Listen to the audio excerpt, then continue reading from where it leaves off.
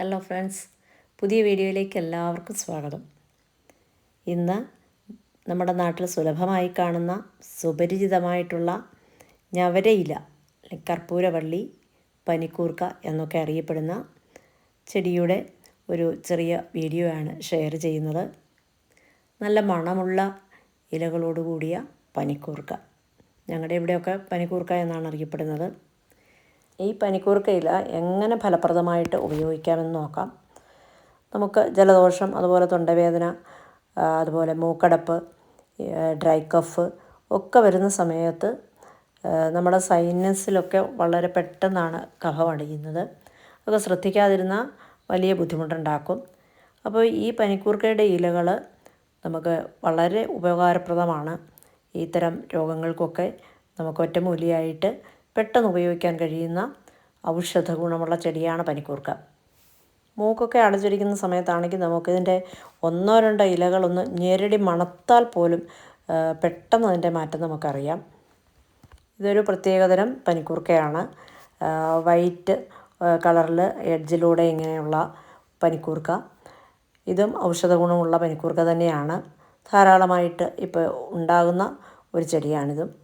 പക്ഷേ ഈ പനിക്കൂർക്കയുടെ ഇലയേക്കാൾ കൂടുതലായിട്ട് നമ്മളൊക്കെ ഇവിടെ കൂടുതലും ഉപയോഗിക്കുന്നത് ആ പച്ച നിറത്തിൽ മാത്രമുള്ള ഇലകളാണ് കൂടുതലായിട്ട് ഉപയോഗിക്കുന്നത്. ഇതും അതുപോലെ തന്നെ ഔഷധ ഗുണമുള്ള പനിക്കൂർക്ക തന്നെയാണ്. ഞാൻ എൻ്റെ കുഞ്ഞുങ്ങളുടെ ചെറുപ്പകാലത്ത് പലപ്പോഴും രാത്രിയിലൊക്കെ പെട്ടെന്ന് പനിയൊക്കെ ഉണ്ടാകുമ്പോൾ ആ രാത്രിയിലാണെങ്കിലും മുറ്റത്തിറങ്ങി ഈ പനിക്കൂർക്ക ഇല കൊണ്ടുവന്ന് അത് പിഴിഞ്ഞ് തലയിലും നെറ്റിയിലും തൊണ്ടയിലും ഒക്കെ തേച്ച് കൊടുക്കുമായിരുന്നു. വളരെ ആശ്വാസകരമാണ് പെട്ടെന്ന് അങ്ങനെയുള്ള മരുന്നിൻ്റെ ഉപയോഗം എന്ന് പറയുന്നത്. ജലദോഷം കൊണ്ടുണ്ടാകുന്ന മൂക്കടപ്പും അതുപോലെ ശ്വാസതടസ്സവും ഒക്കെ ഉണ്ടാകുന്ന സമയത്ത് നമുക്ക് ഇതിൻ്റെ ഇല 2-3 ഇലയിട്ട് അതുപോലെ അത് ആവി പിടിക്കുന്നത് 2-3 സ്പൂണ് ഉപ്പും കൂടി ഇട്ട് ആവിയൊക്കെ പിടിച്ചു കഴിഞ്ഞാൽ പെട്ടെന്ന് ആശ്വാസമാകും. മുതിർന്നവർക്ക് മാത്രമല്ല, ചെറിയ കുഞ്ഞുങ്ങൾക്ക് നമുക്ക് ഈ പനിക്കൂർക്കയുടെ നീരൊക്കെ കൊടുക്കാം.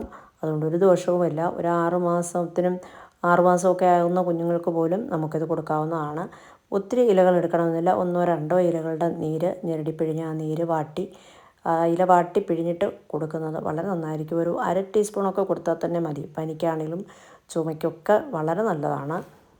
അതിൽ മുതിർന്ന കുട്ടികൾക്കാണെങ്കിൽ 2 ഇലയാക്കണമെന്നില്ല, ഒരു 3-4 ഇല എടുത്ത് വാട്ടിപ്പിഴിഞ്ഞ് നമ്മൾ അല്പം ചെറുതേനൊക്കെ ചേർത്ത് കൊടുക്കാമെങ്കിൽ വളരെ നന്നായിരിക്കും.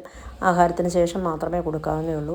ഇതൊക്കെ എൻ്റെ അനുഭവത്തിൽ നിന്ന് തന്നെ പറയുന്നതാണ്. പല ദിവസങ്ങളിലും രാത്രിയിലൊക്കെ ഞാൻ പറഞ്ഞല്ലോ, പല ദിവസവും കുഞ്ഞുങ്ങൾക്ക് പനി കൂടിയിട്ട് മുറ്റത്തിറങ്ങി നമ്മൾ ഈ പനിക്കൂർക്കയുടെ ഇല പിഴിഞ്ഞ് കുഞ്ഞുങ്ങൾക്ക് കൊടുത്തിട്ടുണ്ട്. അത് ഒത്തിരി ആശ്വാസം തന്നിട്ടുമുണ്ട്. അപ്പോൾ വളരെ നല്ല ഔഷധ ഗുണമുള്ള ഒരു സസ്യമാണ് പനിക്കൂർക്ക എന്ന് പറയുന്നത്.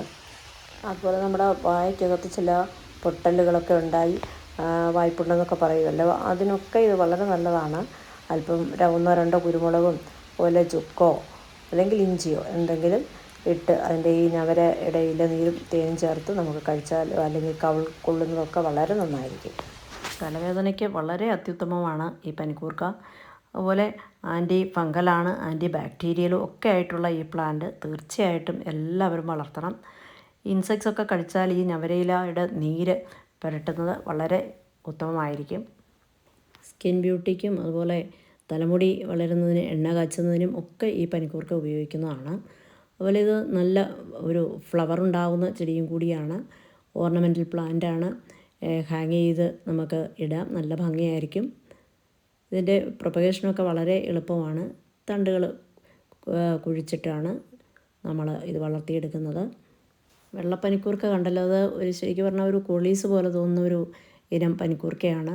ഹാങ് ചെയ്തിടാനൊക്കെ വളരെ ഭംഗിയാണ്.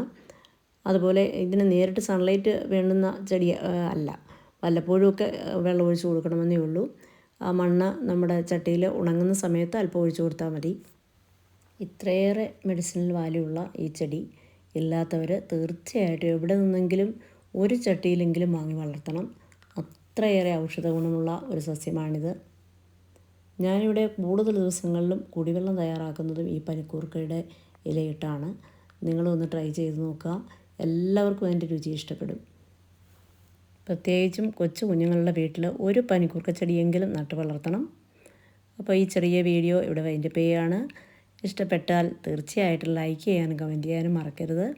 Thanks for watching. അടുത്ത വീഡിയോയിൽ കാണും വരെ എല്ലാവർക്കും നമസ്കാരം.